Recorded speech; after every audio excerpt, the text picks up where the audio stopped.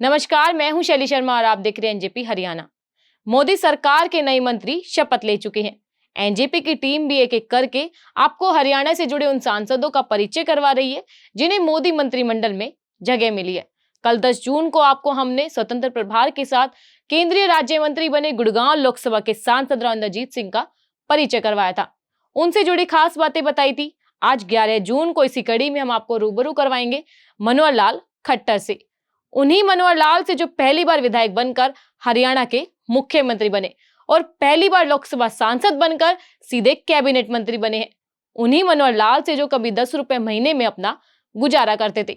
मनोहर लाल को उनके पिता यह कहकर 10 रुपए देते थे कि उन्हें महीने भर का गुजारा इसी पैसे से चलाना है। आगे आप विस्तार से उनका परिचय सुनेंगे।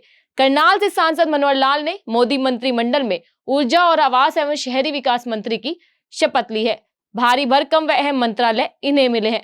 लगभग 9.5 वर्ष तक हरियाणा के सीएम रहने के बाद इन्हें कैबिनेट रैंक मिला है।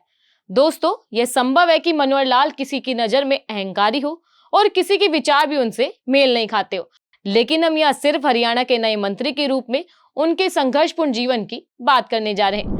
हरियाणा का मुख्यमंत्री रहते हुए उन्होंने प्रदेश को डिजिटल युग की ओर ले जाने के लिए कई उपयोगी व सराहनीय प्रयोग किए। परिणाम बेशक अपेक्षा के अनुरूप नहीं मिले, लेकिन उनकी नीयत में खोट नहीं था। अगर मनोहर लाल को प्रयोगधर्मी राजनीतिज्ञ कहा जाए तो कोई अतिशयोक्ति नहीं होगी। हालांकि अब नई नायब सैनी सरकार मनोहर की प्रॉपर्टी आईडी और परिवार पहचान पत्र जैसी उन योजनाओं की खामियां दूर करने के नए सिरे से पहल करने जा रही है, जिन्हें लेकर मनोहर लाल को लोगों का गुस्सा भी झेलना पड़ा। इन योजनाओं की बात किसी दिन अलग से करेंगे। आप केवल मनोहर लाल का सफरनामा सुनते हैं। दोस्तों, 1 जनवरी 1954 को रोहतक जिले के गांव निंदाना में जन्मे मनोहर के पिता हरबंस लाल खट्टर विभाजन के दौरान पाकिस्तान स्थित पूर्वी पंजाब से भारत आए थे। मनोहर के दादा दंगों के दौरान खालियात रोहतक आए थे। शुरुआती दौर में इनके पिता और दादा ने मजदूरी की, फिर रोहतक जिले के निंदाना गांव में किरियाना की दुकान खोली। निंदाना की माटी में ही मनोहर का जन्म हुआ। यहीं पर मनोहर का बचपन बीता। दुकान से कुछ पैसा बचा तो पिता हरबंस लाल ने पास के गांव बनियानी में कृषि भूमि खरीद ली और निंदाना छोड़कर बनियानी में बस गए। यहीं पर मनोहर की शुरुआती पढ़ाई हुई। बड़ा लक्ष्य लेकर मनोहर लाल ने पहले नेकीराम शर्मा राजकीय कॉलेज रोहतक से हाई स्कूल की पढ़ाई पूरी की। फिर डॉक्टर बनने की इच्छा लेकर दिल्ली पहुंचे और मेडिकल प्रवेश परीक्षा की तैयारी शुरू कर दी। दिल्ली के सदर बाजार में मनोहर के रिश्तेदार थे, उनकी कपड़ों की दुकान थी। मेडिकल की पढ़ाई पूरी होने में लगने वाला लंबा समय और परिवार की आर्थिक स्थिति को देखकर मनोहर लाल ने डॉक्टर बनने का इरादा त्याग दिया और खुद भी सदर बाजार में कपड़ों की दुकान शुरू कर दी। कपड़े की दुकान चलाने के लिए उन्हें कर्ज लेना पड़ा था। इसी दौरान मनोहर ने दिल्ली यूनिवर्सिटी से ग्रेजुएशन की और इसी दौर में उनका राष्ट्रीय स्वयंसेवक संघ से जुड़ना हुआ। वह संघ में वर्ष 1977 में जनता पार्टी का राज आने से पहले 24 वर्ष की उम्र में शामिल हुए थे। वर्ष 1980 में पूर्णकालिक प्रचार बनने और आजीवन विवाह न करने का प्रण लिया।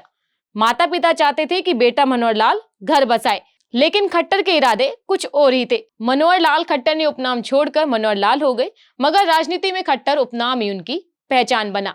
14 वर्ष संघ में काम करने के बाद उनकी भाजपा में एंट्री हुई थी। वर्ष 1994 में इन्हें हरियाणा का संगठन मंत्री बनाया गया। मनोहर ने पहले 1996 में बंसीलाल की हरियाणा विकास पार्टी के साथ तालमेल करके भाजपा को सत्ता में हिस्सेदारी दिलाई, लेकिन बंसीलाल सरकार गिराने में इनका अहम योगदान रहा। फिर चौटाला से गठबंधन किया और वर्ष 1999 में भाजपा व इनेलो के गठबंधन ने हरियाणा की सभी 10 लोकसभा सीटें जीतने का रिकॉर्ड बनाया। 1996 में मनोहर का नरेंद्र मोदी के साथ संपर्क हुआ। मोदी उस समय भाजपा के राष्ट्रीय महामंत्री होने के नाते हरियाणा के प्रभारी थे। इसके बाद मोदी मनोहर के मुरीद हो गए। उन्हें गुजरात सहित कई राज्यों में संगठन स्तर पर जिम्मेदारी दी गई। मनोहर के लिए राजनीति में नई छलांग लगाने का समय आया। वर्ष 2014 में भाजपा ने इन्हें पहले 2014 के चुनाव में हरियाणा की पार्टी की चुनाव समिति का मुखिया बनाया। साथ ही करनाल से विधानसभा चुनाव भी लड़वाया। मनोहर बड़े अंतर से चुनाव जीते और संघ व मनोहर की पसंद के चलते मुख्यमंत्री बने। लोकसभा चुनाव से कुछ दिन पहले इन्हें मुख्यमंत्री पद से हटाकर करनाल से लोकसभा का टिकट दे दिया गया। हालांकि पार्टी का हरियाणा में प्रदर्शन बेहद फीका रहा, लेकिन मनोहर करनाल से 2 लाख से अधिक वोटों से चुनाव जीतकर पहली बार सांसद बनकर सीधे कैबिनेट मंत्री बने। लोकसभा चुनाव से कुछ दिन पहले मनोहर लाल से जुड़ी अहम बात प्रधानमंत्री नरेंद्र मोदी ने गुड़गांव की सभा में सार्वजनिक रूप से ही बताई थी। उन्होंने कहा था कि एक समय था जब मनोहर और वह एक ही मोटरसाइकिल स्कूटर पर साथ साथ चलते थे, एक ही दरी पर सोते थे। यह बात भी किसी से छुपी नहीं है कि भाजपा के रोहतक कार्यालय में अक्सर मनोहर लाल और नरेंद्र मोदी की न केवल राजनीतिक खिचड़ी पकती थी, बल्कि रसोई में भी दीपक नाम का युवक उनके लिए खिचड़ी तैयार करता था। यहीं से मोदी और मनोहर के रिश्ते घी खिचड़ी हुए थे।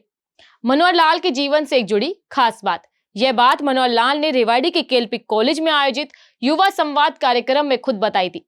उन्होंने कहा था कि एक समय उनके पिता उन्हें एक महीने भर के गुजारे के लिए मात्र 10 रुपए देते थे। उन्होंने अपने परिवार की कमजोर आर्थिक स्थिति का जिक्र करते हुए कहा था कि स्कूल की पढ़ाई पूरी करने के बाद जब वे दिल्ली पढ़ने गए थे, तब उनके पिता ने कॉलेज की फीस व अन्य खर्चों के लिए 300 रुपए की व्यवस्था तो कर दी थी, लेकिन उनके अपने खर्चे के लिए महज 10 रुपए महीना ही देने की व्यवस्था की थी। उन्होंने मात्र 10 रुपए की राशि से ही गुजारा किया, लेकिन निराश होकर घर नहीं बैठे। मनोहर ने यह भी बताया था कि एक बार उनकी इच्छा खेती करने की भी हुई थी, लेकिन पढ़ने की इच्छा उन्हें दिल्ली खींच लाई थी। जिस समय मनोहर लाल हरियाणा के संगठन मंत्री थे, उस समय अरविंद यादव रोहतक के भाजपा महामंत्री थे। अरविंद के पास भी मनोहर से जुड़ी खास यादें हैं।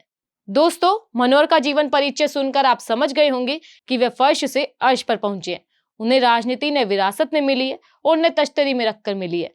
कड़े संघर्ष और पसीना बहाकर ही वे पहले हरियाणा के सीएम बने और अब कैबिनेट मंत्री बने हैं। मनोहर का कंप्यूटर प्रेम जग जाहिर है। जिस समय वे हरियाणा भाजपा के संगठन मंत्री थे, उन्होंने उसी समय भाजपा कार्यालय को कंप्यूटरीकृत कर दिया था।